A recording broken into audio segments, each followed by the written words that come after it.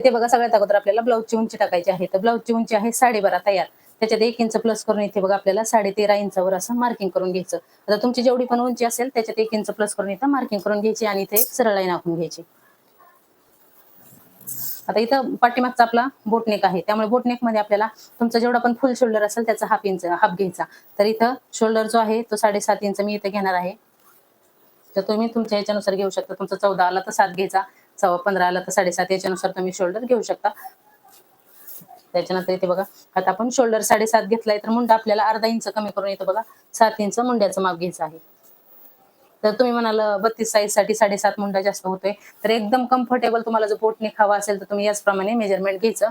पूर्ण शोल्डर आहे त्याचा हाफ घ्यायचं किंवा 1-2 लाईन जास्त घेतलं तरीही चालतं. एकदम परफेक्ट बसतो, अजिबात लूज वगैरे टाईट होत नाही. बऱ्याच जणींचा प्रॉब्लेम असतो की बोटनेक टाईट होतं, तर ही चूक करायची नाही. आपल्याला शोल्डरचं एक हाफ घ्यायचं किंवा एका दुसरी लाईन जास्त वाढवून घेतली तरीही चालते.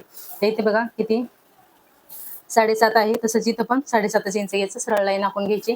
त्याच्यानंतर इथं आपल्याला छातीचा चौथा भाग टाकायचा आहे. तर आपला अंगावरून मी माप घेतलं होतं तर 8 इंच होतं, पण आपल्याला जेव्हा पाठीमागचं बोटनेक असतो त्याच्यात अर्धा इंच लुजिंग द्यायची. तर इथे बघा 8.5 इंचावर इथं आपण मार्किंग करून घ्यायचं आणि साईडला 1.5 इंच शिलाई मार्जिन घ्यायचं. 1.5 ते 2 इंच इथं आपण तुम्ही शिलाई मार्जिन घेऊ शकता. त्याच्यानंतर इथे बघा हलकासा शेप द्यायचा नुसता, कारण बोटनेक मध्ये आपल्याला जास्त इथं मुंड्याचा शेप द्यायचा नसतो असा वरून, नाही तर मग मुंड्यामध्ये टाईट होतं.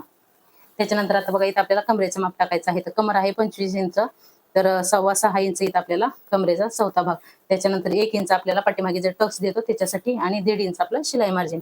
अशा प्रकारे मार्किंग करून घ्यायचं आणि हे जे आपल्या साईडच्या फिटिंगची आणि मार्जिनची लाईन आहे ते जोडून घ्यायचं. त्याच्यानंतर बघा आता आपल्या इथं शोल्डर पट्टीचं माप टाकायचं आहे. तर इथं मला 2.25 इंच रेडी ठेवायचे आहे. त्याच्यात 1.25 इंच प्लस करून इथं बघा 3.5 इंच मी इथं शोल्डर पट्टीचं माप घेत आहे. ओके, कारण 1.25 इंच आपलं शिलाई जातं, अर्धा इंच बाही जोडायला आणि 1.25 इंच इथं आपलं बोटनेकचा गळ्याला पायपिंग किंवा पट्टी जोडण्यासाठी जातं. तर इथे बघा 4 इंच इथं आपला जो गळा आहे राहिलेला आहे, गळ्याची विड्थ आहे ती 4 इंच. ओके, त्याच्यानंतर इथं 3 इंच मी इथं खाली डीप घेत आहे. तर इथं तुम्ही 32 साईज पर्यंत 34 साईज पर्यंत 3 इंच घ्यायचं आणि 34 साईजच्या पुढून इथं 3.5 इंच तुम्ही डीप घेऊ शकता. इथे पण आपल्याला इथे 4 घेतले तर इथे पण 4 इंच घ्यायचं. असा बॉक्स तयार करून घ्यायचा आणि इथून बघा अशा प्रकारे बोटनेकचा शेप देऊन घ्यायचा. एकदम हलक्या हाताने इथं शेप देऊन घ्यायचा आहे आपल्याला.